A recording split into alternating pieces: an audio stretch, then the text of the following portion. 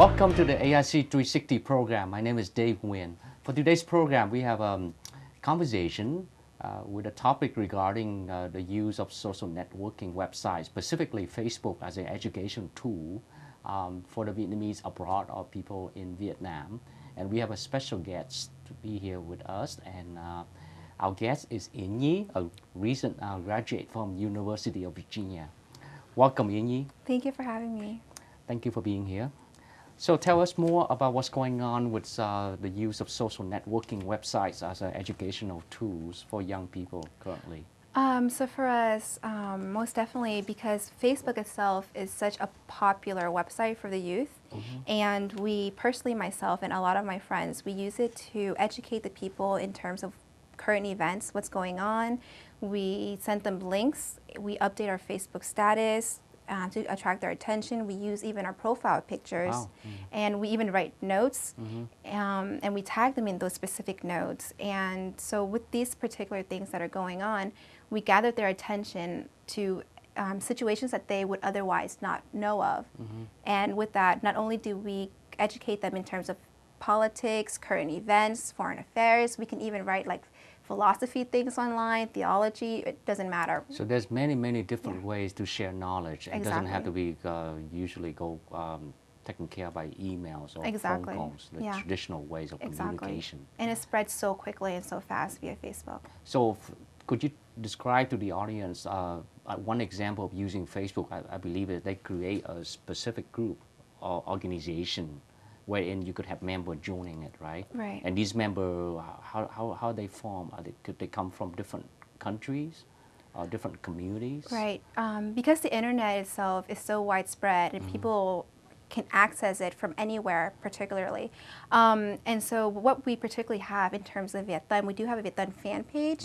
So for people who are interested in our mission and the work that we do to promote democracy and human rights, they can actually join the page and be a member. And with that, we can actually communicate with each other and have youth, from abroad, many countries, regardless of where they are, come together, talk and work, and actually can even meet outside.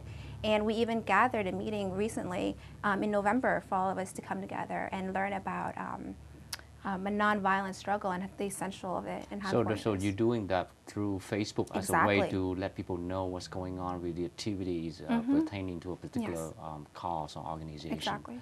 So if that's the case, then currently is Facebook being used pretty much prevalent in the U.S. and in the European communities, or also in Vietnam?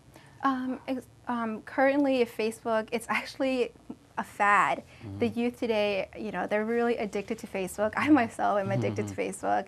How many hours do you use per? I would rather not disclose it, but it's really guilty because it's like at least 5 hours or so. Wow. It's ridiculous. I check my emails, I go on Facebook, I talk to my friends. But an example to show you how prevalent Facebook is for the youth, recently in Australia, a few young girls actually fell down the rainstorm, and instead of calling 911, they actually updated their Facebook status. So that's how popular Facebook is. Okay. So with that in mind, what's the status of the Facebook in different communities? And I understand that there's something going on in Vietnam.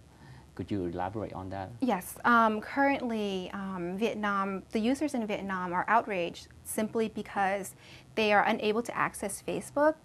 Currently, there has not been a widespread mandate by the government to ban Facebook overall, but through anonymous sources, people who actually work for different companies, the internet providers, they have disclosed that they were told to essentially block Facebook.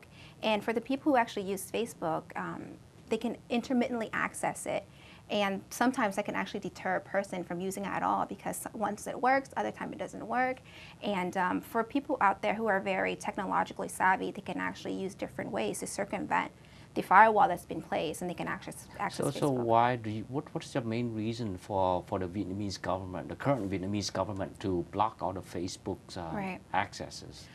So currently, due to the outrage, the spokesperson of the Vietnamese Foreign Affairs It's Miss Nguyen Phương Nga. She actually came out and said the statement that there currently several websites are currently being studied right now because due to the appropriateness or inappropriateness of the content.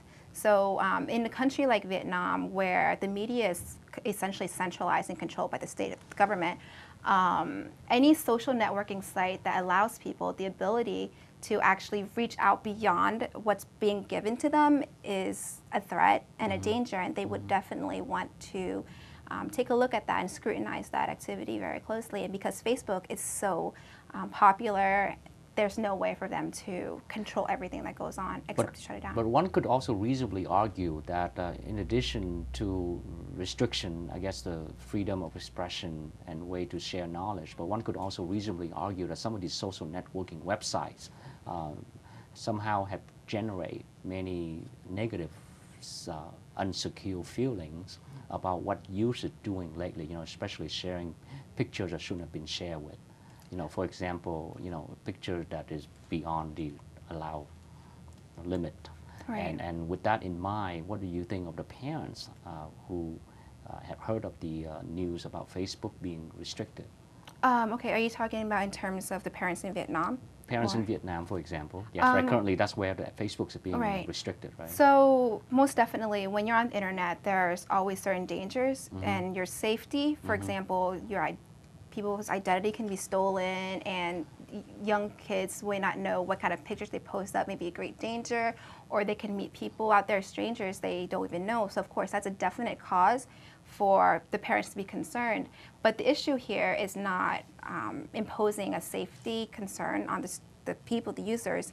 It's mostly because they're trying to crack down on all these, you would call them internet activists who have been mobilized recently, and a lot of them have been arrested to essentially present their own news and present what's been covered up that's not being reported by mainstream media. So you're saying really the main gist of all this restriction had to do with deterring people and from being able to share knowledge. Exactly, and just censorship overall. It's almost in the form of censorship.